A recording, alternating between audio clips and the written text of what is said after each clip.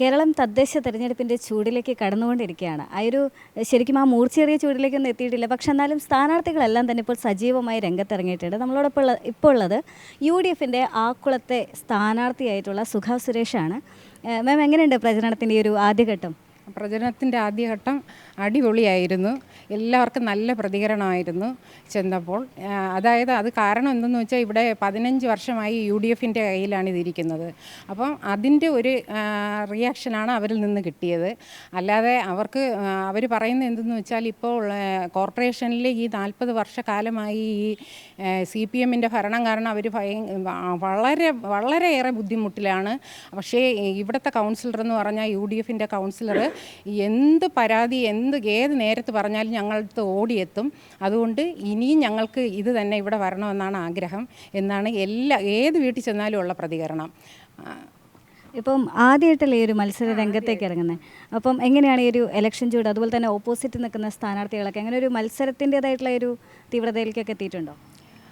മത്സരത്തിൻ്റേതായ ഒരു തീവ്രതയിൽ എത്തിയിട്ടില്ല. എന്നാലും ഞങ്ങൾ നന്നായിട്ട് മത്സരിക്കുന്നുണ്ട്. അവർക്ക് ശരിക്കും പറഞ്ഞാൽ ഞങ്ങളുടെ ഈ പ്രകടനങ്ങൾ കാണുമ്പോൾ അവർക്ക് ചെറിയൊരു പേടിയാണ് മറ്റുള്ള രണ്ട് പാർട്ടിക്കാർക്കും. അങ്ങനെ അവർ ഞങ്ങളുടെ കൂടെ എത്താൻ വേണ്ടി വളരെ പരിശ്രമിക്കുന്നുണ്ട്. ഞങ്ങൾക്ക് ഒരു പ്രശ്നവുമില്ല, ഒരു പേടിയുമില്ല ഇവിടെ. അതായത് UDF കുറച്ചുകൂടി മുന്നോട്ട് പോയിക്കൊണ്ടിരിക്കുകയാണ്. UDFിൽ ഇപ്പോൾ ഭയമുണ്ട്. CPMനാണെങ്കിൽ LDFിനാണെങ്കിലും NDAക്ക് ആണെങ്കിലും ഭയം ഉണ്ടെന്നാണല്ലേ. എന്തൊക്കെയാണ് ഇനിയിപ്പം ഈ ഒരു LDFിൻ്റെയും പ്രവർത്തനങ്ങൾ അല്ലെങ്കിൽ NDA ഈ ഒരു ഭയം മെച്ചപ്പെടുത്തി കഴിഞ്ഞ് കഴിഞ്ഞാൽ ഇനിയിപ്പം നിങ്ങൾക്ക് ബുദ്ധിമുട്ടാവോ? വലിയ കടമ്പയായി മാറുമോ അത് തെരഞ്ഞെടുപ്പ്? ഇല്ല. ഞങ്ങൾക്ക് ഈ ശബരിനാഥനെയൊക്കെ മത്സരിക്കാൻ നിർത്തിയപ്പോഴേ അവരാകെ ഭയപ്പെട്ടിരിക്കുകയാണ്. നമുക്ക് ഒരു ഭയവും ഇല്ല. എന്തെന്ന് വെച്ചാൽ ഇത്രയും കാലം ജനങ്ങൾ അനുഭവിച്ച് അവർക്ക് തന്നെ അത് മനസ്സിലായല്ലോ. ഞങ്ങൾ കാരണം അവർക്ക് ഉള്ള ജനങ്ങൾക്ക് ഇത്രയും ബുദ്ധിമുട്ടുണ്ടായി. അതുകൊണ്ടാണ് അവർക്ക് നല്ല ഭയമുണ്ട്.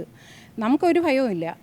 എന്തൊക്കെ പദ്ധതികളാണ് ഇപ്പോൾ UDF മുന്നോട്ട് വയ്ക്കുന്നത്? പ്രധാനമായിട്ട് UDF മുന്നോട്ട് വയ്ക്കുന്നത് നമുക്കിവിടെ തദ്ദേശ സ്വയംഭരണം അതിൻ്റെ ഇതാകുമ്പോൾ നമുക്ക് ഏറ്റവും കൂടുതൽ ആൾക്കാർക്ക് കുടിവെള്ളം, പിന്നെ ഈ സ്ട്രീറ്റ് ലൈറ്റ്, പിന്നെ ഈ ഒരുപാട് ഈ പ്രദേശങ്ങൾ മൊത്തം ഈ കാടും കയറി ഒരു വൃത്തിയില്ലാതെ മാലിന്യ കൂമ്പാരമായിട്ട് കിടക്കുകയാണ്. അതുപോലെ തന്നെ തോടുകൾ, കുളങ്ങൾ എല്ലാം. അപ്പോൾ അതെല്ലാം ചെയ്യണമെന്നാണ് നഗരസഭ ഇപ്പോഴും ഇടതുപക്ഷത്തിൻ്റെ കയ്യിലാണ്. അപ്പം എങ്ങനെയായിരിക്കും ഇത്തവണത്തെ ഒരു തദ്ദേശ തെരഞ്ഞെടുപ്പ് കഴിയുന്ന സമയത്ത് അത് UDF സ്വന്തമാക്കുമോ അതോ LDFിൻ്റെ കയ്യിൽ തന്നെയാണെങ്കിൽ ഇനിയിപ്പോൾ അത് വീണ്ടും ഈ ഇത്തരത്തിലുള്ള ബുദ്ധിമുട്ടുകളൊക്കെ വീണ്ടും വരില്ലേ? തീർച്ചയായിട്ടും ഒരിക്കലും ഇനി അവരുടെ കയ്യിൽ ഇത് പോകാതിരിക്കാൻ വേണ്ടി ഞങ്ങൾ പരമാവധി ശ്രമിക്കുന്നുണ്ട്. അത് തീർച്ചയായിട്ടും UDFിൻ്റെ കയ്യിലേക്ക് തന്നെ വരും, നമുക്ക് ഉറപ്പുണ്ട്. എന്തായാലും ഈ ഒരു UDF എൻ്റെ സ്ഥാനാർത്ഥിയായി നിൽക്കുന്ന സുഖ സുരേഷ്, എന്തായാലും M5 ന്യൂസിൻ്റെ ആശംസകൾ. Thank you.